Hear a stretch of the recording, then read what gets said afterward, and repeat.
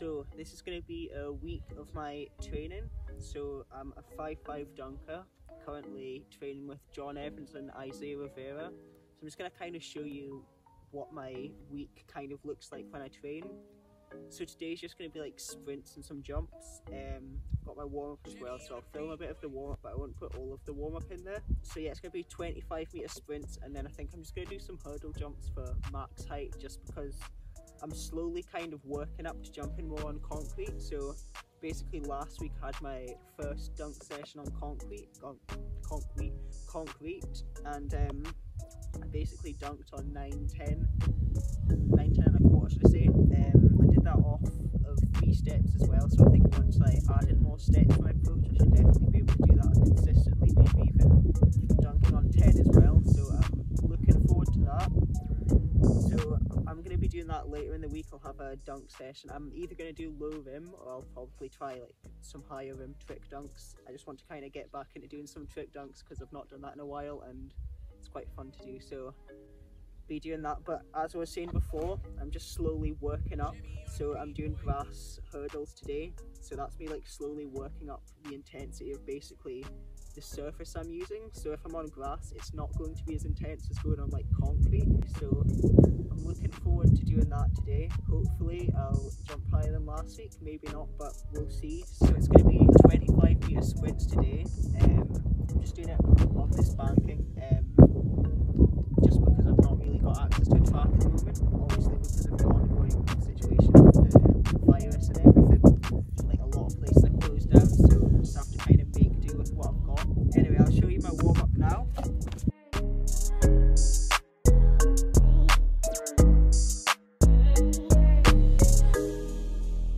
I've just got some core exercises that I've got to do, so I'm not going to put them in the video, but if you want to see them maybe in future videos, I can do that, but I just don't really think they're that exciting, so I'll just leave them out.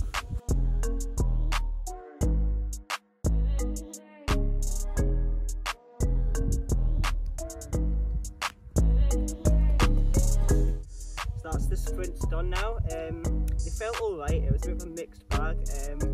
Hopefully I went faster than what I did in week 1 of the program, which was like, as I was saying before, I think I did like a 3.81, 3.82, so if it's faster than that I'll be happy, but I'll just see how it's going. And yeah, so also in the intro I didn't mention, basically I'm just going to have the link in the description for John and Isaiah's program that they're doing. So it's kind of more of a personalised thing, so it is a bit more expensive, but you pay for what you get essentially. Like, it's more personalised, you can contact them whenever you want. It's definitely a program I'd recommend so far. I'm feeling good doing the program, so yeah, that's just all I wanted to say. So it's now I'm gonna move on to the hurdles. So you'll see that I'll probably just like talk over them, like I'll do a voiceover and describe how they went. Hoping for another PR.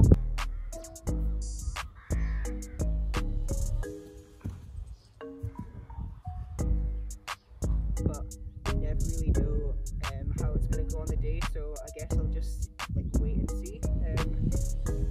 So yeah.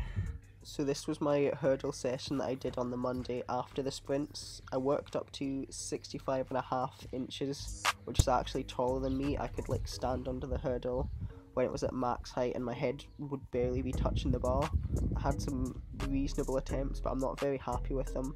I think I could definitely get closer on a fresher day when I'm feeling better, but my hamstring was feeling a bit tight, I think by about the 2nd or 3rd maximum effort attempt. So I think taking that into account, I definitely wasn't jumping as high as I could.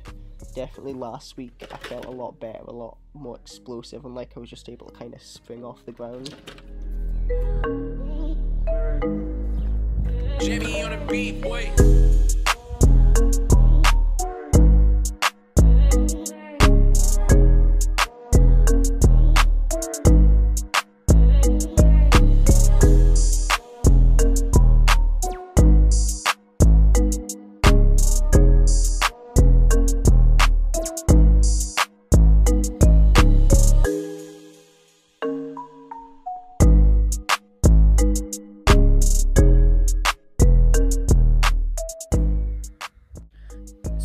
day 2 today of the training. So I'm just in the garage today. I'm in the gym. It's going to be doing some squats, some hip thrusts, and I think calf raises today.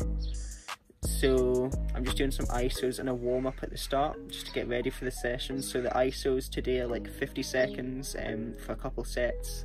So I'm going to get that done and yeah, just show you what the ISOs and warm up looks like. So this is my 50-second single leg isometric. So I do it with both legs, and it's just basically to make sure that my legs or my knees should I say are feeling good during the weight session.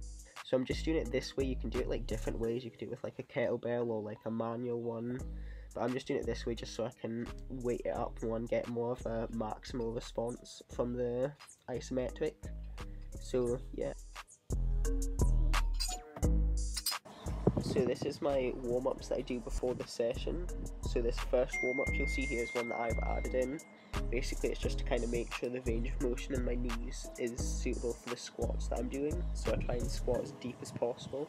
It's not necessarily the best way to squat, it's just a way that I think looks really nice technically. Like when you see someone squat really deep in the gym, it just looks really nice. Looks better than like a quarter squat or like a parallel squat or anything. It just looks really pleasing. I don't know, that's like my personal opinion on it, but I think if you can't get that deep, there's no point in trying to force yourself to go that deep, because it could be something like your anatomy. Like you could have long femurs and I think it's a longer torso, I'm not quite sure.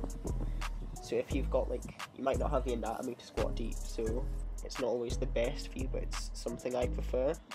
So you'll also see once I put on my weightlifting shoes as well that it becomes a lot easier to get deep and maintain good form.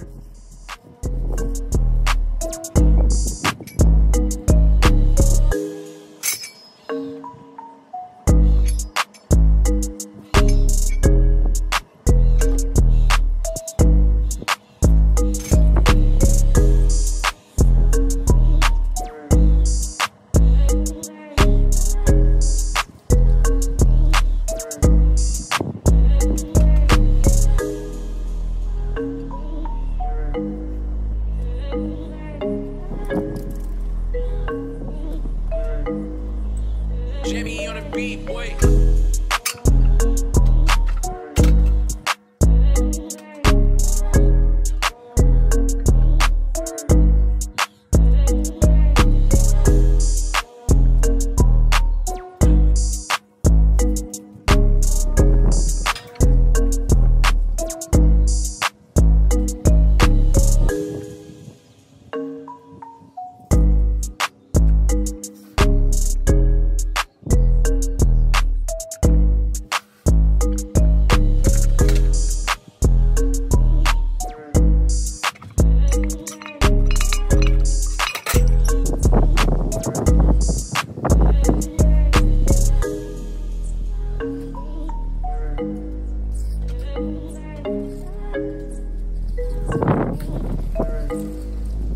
Jimmy on the beat, boy.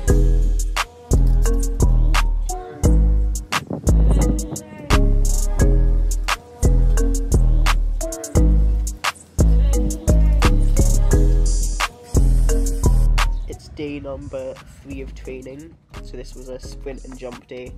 I ended up running a 3:12 over 20 meters, so that's roughly the time. It could be faster or slower, and that's from like the first hand movement. So usually when I see the hand move, I'll put it back maybe a frame or two just to kind of make sure my time's relatively accurate. Obviously it's not going to be like as accurate as like a 100-meter sprint race, but it's definitely accurate for what I'm wanting to track it for. And then I moved on to dunks as well. So as you can see here, I'm just doing some low rim dunks, just having a bit of fun with it, just because my hamstring again, it was feeling a bit tight. So that's like something that was a common occurrence this week, was a tight hamstring. Happened on both my sprint and jump days. So I just kind of messed around with some trick dunks on low rims. You can see I was trying the bounce dunk, double between the legs, just having a bit of fun with it. I did end up going over the jump volume today, so there was 10 jumps planned in for this day, like 10 max effort jumps, and I worked up to like 30 jumps. What I will say is the 30 jumps weren't max effort, but it's definitely something that I should be more cautious with, just because obviously I've had knee injuries in the past, tendinopathy or tendinitis or jumper's knee, whatever you want to call it. So I've had that in the past, so it's something I should be a lot more cautious with, especially as a 1 foot jumper and especially on concrete as well. So it's something I'll probably try and be a bit more disciplined with in the future. I think staying within the range, obviously going a few over is alright, but not to the point where I'm doing like 20 over what I'm supposed to be doing.